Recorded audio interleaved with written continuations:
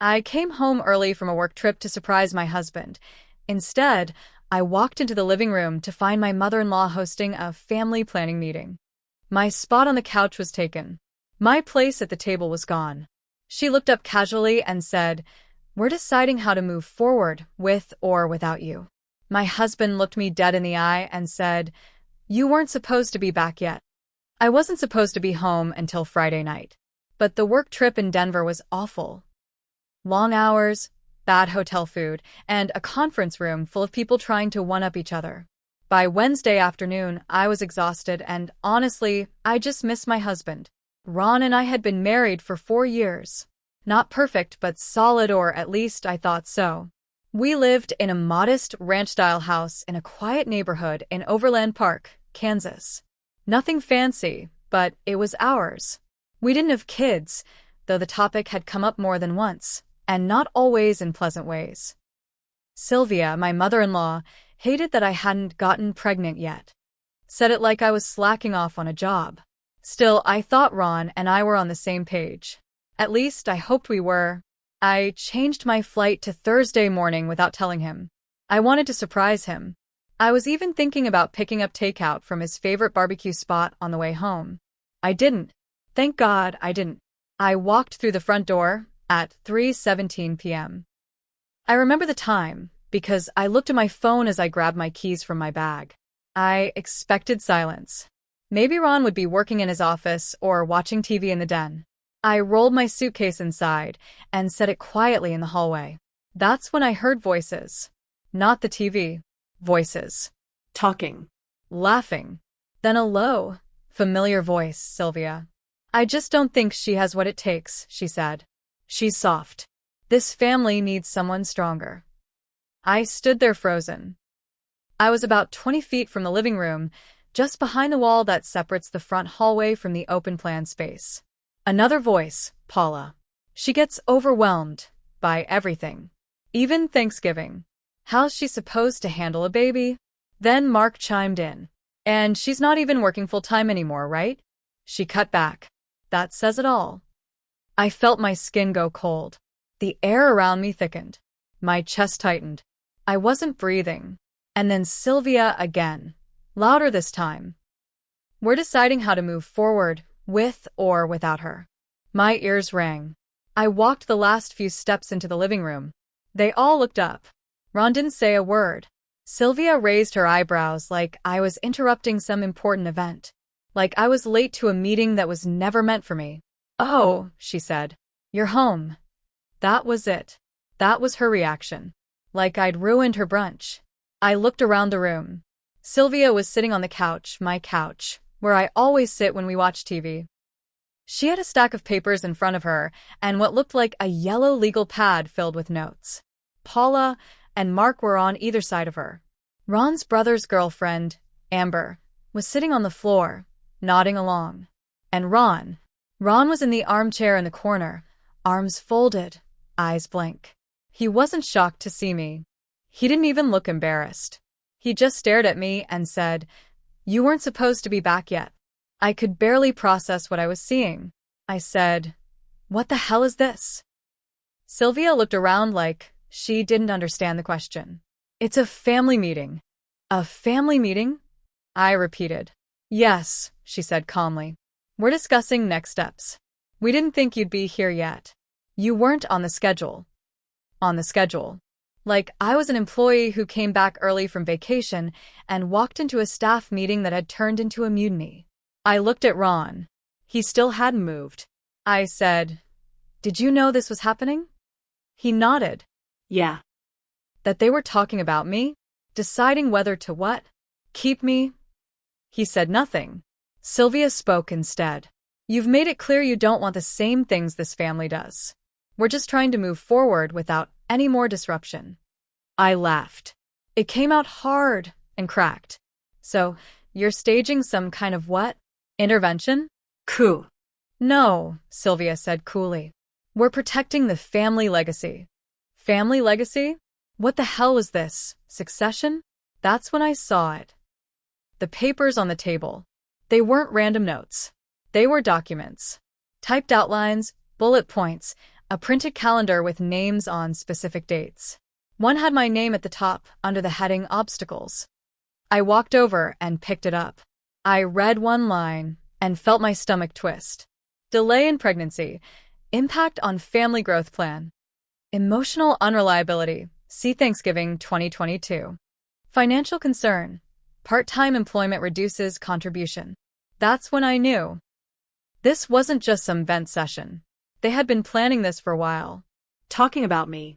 Judging me. Lining up their little arguments like a courtroom. And Ron sat there and let it happen.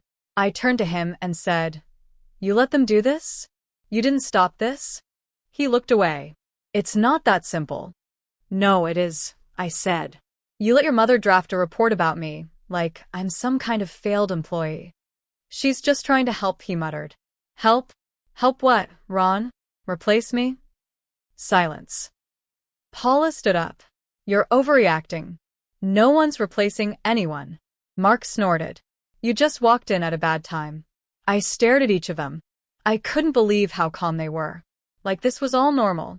Like sitting down to talk about pushing me out of my own life was something they did every Thursday. I felt my hands shaking. I dropped the paper.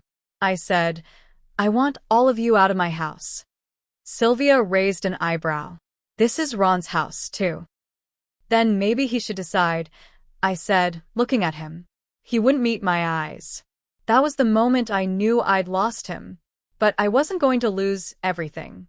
Not quietly. Not like this.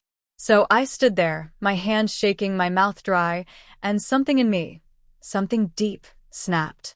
Not like a scream or a breakdown. No. It was cold.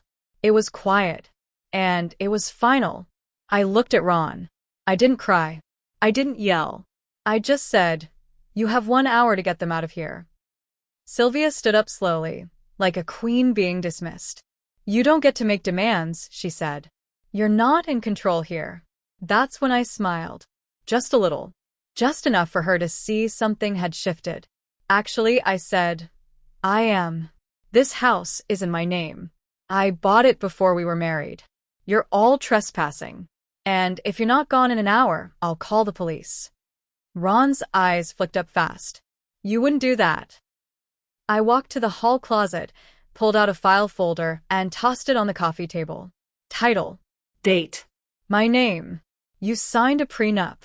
Remember that." Sylvia's face darkened. She looked at Ron. "You didn't tell me that." He was dead quiet. Paula hissed, "Are you seriously threatening your own family?" I looked at her like she was something stuck to the bottom of my shoe. "You're not my family." Then I turned around, walked into the kitchen, and poured myself a glass of water. My hands were still shaking, but my mind was clear now. Sharp. I knew what I had to do. They left. Slowly. Sylvia was the last. She paused at the door, looked back at me, and said, "You've made a huge mistake." I didn't answer. I closed the door behind her and locked it. Then I turned to Ron, who hadn't moved from the chair. "We need to talk," I said. He nodded. "Yeah." But he still didn't stand up. So I said it straight. "Do you want to be with me or with them?" I don't know." That was enough. I nodded, walked upstairs, and packed a bag. I grabbed only what I needed: laptop, clothes, the safe with my documents. I didn't say another word. I went to stay at a friend's place, Sabrina, someone I used to work with. She let me crash in her guest room. No questions asked. The next day, I met with a lawyer. Ron never reached out. Not once. But Paula did. She texted me 2 days later. A nasty little message. "You'll regret walking away from a good man. You'll never be a real mother." I screenshotted it and sent it to my lawyer. That's when I decided I wasn't just going to walk away. I was going to burn every bridge they tried to walk back across. Because what they didn't know, I had leverage. Real leverage. 2 years ago, Ron started a small business. A landscaping company. I helped him get it off the ground. Paid for the startup costs with my savings. Bought the truck. Built the website. Did the books. Got him licensed and insured. All in my name. Because his credit was trash and he didn't want to deal with the paperwork. It was technically my company, but I let him run it like it was his. That was my mistake. Now it was my weapon. When I met with the lawyer, I brought everything: receipts, emails, bank statements, business records. She looked through it all, then looked at me and said, "You own everything. The company, the house, the accounts. He's just an employee." That changed everything. I didn't just have grounds for divorce. I had power. But I didn't want to rush it. Not yet. I wanted them to squirm first. So I waited. About 10 days after I left, Ron finally texted. "Just one sentence, can we talk?" I ignored it. The next day, he showed up at Sabrina's house. I didn't even know how he found me. He stood at the door, looking like hell. Unshaven, sunburned from working outside, wearing the same hoodie I'd packed for him in the winter. He said, "I messed up." I said, "You sure did." I didn't know they were going to go that far. "You sat there and let them." I was scared, he said. I didn't want to lose my family. I crossed my arms. "So, you were okay with losing me?" He looked down. "I didn't think it would go that far," he mumbled. I leaned in close. "It already did." He started crying. I didn't feel bad. I said, "The company's mine. The house is mine. You're an employee. And if you think you're walking away with a dime, think again." That hit him hard. "You're going to destroy me," he whispered. I nodded slowly. "Good." He left without another word. 2 days later, I got a call from the bank. Someone had tried to withdraw $5,000 from the company account. Flagged as suspicious. I shut down the card. Then I got an email, Sylvia. She had the nerve to write, "I see you decided to punish everyone instead of working things out like an adult. Very sad. Family is everything. But I suppose you were never really one of us." I replied with 2 words, "Cease contact." Then I reported her to the lawyer for harassment. That's when I started setting the traps. I changed the company's passwords, blocked Ron's access, told the clients the business was undergoing internal restructuring. I posted an official notice on the website, "Owner transition in progress." Then I contacted every supplier we had and froze the accounts. Ron panicked. He started texting me nonstop. Then he went online. Posted some sob story on Facebook about how I stole his company. Big mistake. Because people started asking questions.